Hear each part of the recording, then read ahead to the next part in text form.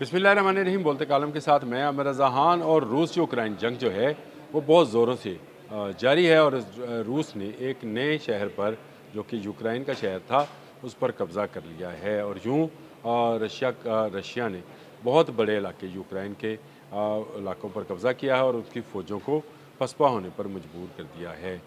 ये तमाम का तमाम जंग जो है एक यहूदी ज़ेलेंस्की के ज़िद की वजह से लड़ी जा रही है। यूरोप ने उसको शह दी और उसने रशिया से टक्कर ली। उसने अपने ड्रोन्स भेजे। जंग पिछले 2-3 साल से जारी है और अब रशिया ने उसके शहर जो है कोस्तियाने तेंतो को जो है वो कब्ज़ा कर लिया उस पर। और रूस ने इसका ऐलान भी कर दिया है। उसने कहा कि यूक्राइनी फ़ौजें जो हैं वो पीछे हटना शुरू हो गई हैं, पसपाई इख्तियार कर ली है। इसके साथ साथ उसने अपनी फ़ौज से कहा है कि यूक्राइनी फ़ौज में जो गैर मुल्की फ़ौजी हैं उनकी निशानदेही भी कराई जाए। और गैर मुल्की फ़ौजों के मुराद ये है कि जो यूरोपियन अक़वाम की फ़ौजें हैं। जी हाँ, ये जंग जो है असल में रूस और यूरोप की जंग है। इसको अगर कोई बंदा ये समझ रहा है कि ये रूस और यूक्रेन की जंग है तो वो गलती पर है। दुनिया में 2 हुक्मरान ऐसे हैं जो यहूदी हैं और दोनों अमन नहीं चाहते हैं। एक का नाम नेतन्याहू है, इज़राइल, आप इससे वाक़फ़ हैं। उसने जिस तरह से गज़ा, फ़लस्तीन, लेबनान, शाम और ईरान पर हमला करके पूरी दुनिया का अमन सुकून गारत कर रखा है। इसी तरह से दूसरा जो यहूदी है वो ज़ेलेंस्की है। यूक्रेन का सरबराह ज़ेलेंस्की, जो कि एक अदाकार था और अदाकारी से अपनी अदाकारी दिखाते हुए इस ओहदे तक पहुंचा कि यूक्रेन का सरबराह बन गया और उसने रूस के साथ जंग का आगाज़ कर दिया। वो अपना तमाम असासे जो हैं वो देना चाह रहा था यूरोपियन अक़वाम को। यूरोपियन लालची थे, अमेरिका ने उनको शह दी और इस तरह यूरोप और रूस आमने सामने आ गए। मैंने इस पर एक बड़ा तवील और बड़ा मालूमात वाला एक व्लॉग किया था और मैंने आपको बताया था कि यहूदियों का असल टारगेट ये है कि रूस और यूरोप आपस में लड़ने के बाद कमज़ोर हो जाएं, ताकि अमेरिका और यहूदियों की जो प्लानिंग है उसकी राह में कोई बड़ी रुकावट ना आए। वो समझते हैं कि चीन सिर्फ तजारत और कारोबार को तरजीह देता है, इसलिए उसके साथ कारोबार और तजारत की बात करते रहें। लेकिन रूस और इसके जो हवारी हैं उनके साथ जंग जो है, यानी यूरोप और रूस की जंग जो है उनके हवारियों समेत उसको उसको जो है छेड़ा जाए। और अब यूरोप जो है पूरी तरह से इन्वॉल्व है। आपने देख लिया कि यूके की, जर्मनी की, फ्रांस की जो मईशत है वो किस कदर तेज़ी से डाउन जा रही है। अमेरिका ने यूक्रेन की मदद करने से इनकार कर दिया। उसने कहा मैंने अपने जो हैं मिसाइल जो हैं इनको नहीं देने हैं। उन्होंने टोमाहॉक मिसाइल मांगे थे, उसने कहा कि टोमाहॉक तो नहीं मिलेगा और ना ही हम कभी यूक्रेन को देंगे। इसके बजाय उसने रूस के सदर व्लादिमीर पुतिन से घंटों टेलीफोन पर बातें की, कहा कि यार ना करो, जंग ना लड़ो, लेकिन साथ साथ यूरोपियन अक़वाम जो है वो यूक्रेन की मदद करते रहे। और उसकी मदद की सूरत में यूक्रेन जो है ख़ुद को एक बड़ा पहलवान समझने लगा और रशिया से टकराने लगा। लेकिन रशियन रीच आहिस्ता आहिस्ता अपने पंजे जो है यूक्रेन पर गाड़ता चला जा रहा है। अब उसने एक और शहर पर कब्ज़ा कर लिया है और यूँ यूक्रेन का एक बड़ा इलाका इस वक्त अगर समझा जाए तो ज़ेर तसल्लुत है रशिया के। रशिया को पिछले दिनों उन ड्रोन हमलों से काफ़ी नुकसान पहुंचा। उसकी ऑयल रिफाइनरी जली, उसके शहरी हलाक हुए, जिसका बदला लेते हुए उसने ना सिर्फ अपने बैलिस्टिक मिसाइल्स बल्कि ड्रोन्स के ज़रिए भी काफ़ी नुकसान पहुंचाया। और अब तो उसने एक शहर पर भी कब्ज़ा कर लिया है। रूस जिस शहर पर काबज़ हुआ है उसके बाद ना यूक्रेन में इतनी ताकत है कि शहर का कब्ज़ा उससे छुड़वा ले, ना यूरोप में इतनी ताकत है और दोनों में मुसालत कराने वाला भी कोई नहीं है। जिस तरह ईरान अमेरिका जंग में पाकिस्तान ने सालसी कराकर जो है जंग को बंद कराया था, इस वक्त नज़र ये आता है कि यूरोप और रूस आमने सामने हैं।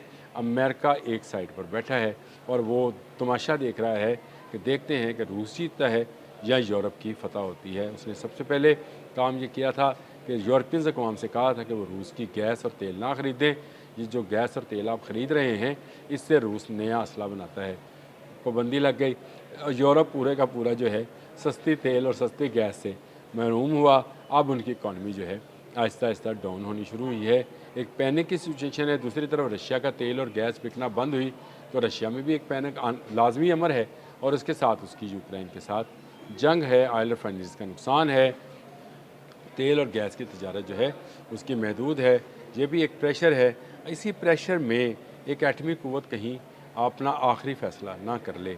अभी उसने एक शहर पर कब्ज़ा किया है, उसका इरादा ये है कि वो पूरे के पूरे यूक्रेन पर कब्ज़ा करेगा। इससे पहले यूरोप जो है अगर दरमियान में आया तो फिर रूस यूरोप एक बड़ी जंग में शामिल होंगे, जो शायद थर्ड वर्ल्ड वॉर की तरफ दुनिया को ले जाए।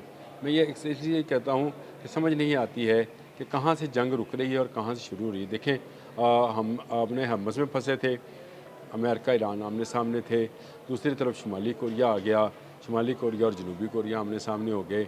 अब सऊदी अरब और हौज़ीज़ यानी यमन के हौज़ीज़ और सऊदी अरब और अरब ममालिक जो हैं, अरब अस्करी इत्तेहाद जो है वो आमने सामने हैं। इस तरफ यूक्रेन और रशिया पिछले 2-3 साल से आमने सामने जंग की हालत में हैं। तो इस वक्त दुनिया में इस खत्ते में जिसको एशिया कहा जाता है, उसके बेशतर इलाके जंग की लपेट में हैं। बदस्तूर बहरान है और बदस्तूर ये बहरान बढ़ता चला जा रहा है, कम होता कहीं पर नज़र नहीं आता है। रशिया जो है वो भी पीछे हटने को तैयार नहीं है। ज़ेलेंस्की एक साजिश के तहत यूरोप को बराह रास्त इस जंग में इन्वॉल्व करना चाहता है। यूरोपियन अक़वाम जो हैं अपने मैं ये समझता हूँ कि बेवकूफ़ी की वजह से इस जंग में फंसती चली जा रही हैं।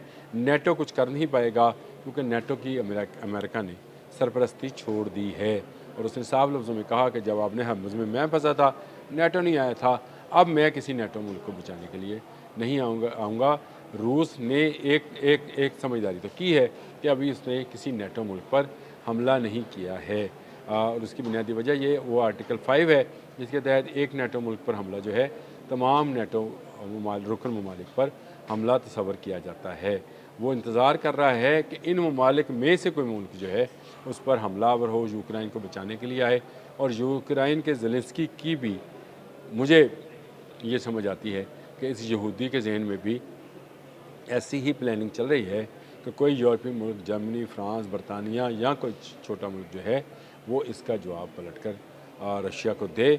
और एक मिसाइल चलने की देर है, दो बड़ी ताकतें जो हैं यानी यूरोपियन अक़वाम और रशियन अक़वाम जो हैं ये आपस में टकरा जाएंगी। ज़ेलेंस्की का मकसद पूरा हो जाएगा, जिस काम के लिए यहूदियों ने उसको लॉन्च किया था यूक्रेन के अंदर, वो मकसद पूरा होता नज़र आता है।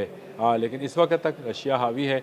रशिया हर आने वाले दिन के साथ जो है कीव में जो कि यूक्रेन का दारुल हुकूमत है वहाँ पर अपने ड्रोन्स और मिसाइल जो है दाग रहा है। जंग बड़े ज़ोरों से है, सैकड़ों हज़ारों जो हैं यूक्रेनी फ़ौजी गिरफ़्तार हो चुके।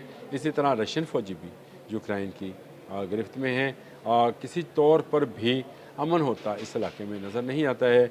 अमेरिका जो है वो बिल्कुल साइड लाइन पर है। वो चाहता ये है कि रशिया जो है फंसे। ज़ेलेंस्की ये चाहता है कि यूरोप इस जंग में फंसे और इसके नतीजे में फ़ायदा यहूदियों को और यहूदियों की कंपनीज़ को हो, क्योंकि अगर यूरोप जंग में उतरा तो यूरोप में काम करने वाली तमाम कंपनीज़ जो हैं फिर वो किसी दूसरे मुल्क की तरफ जाएंगी। अमेरिका भी हो सकता है और इज़राइल भी हो सकता है।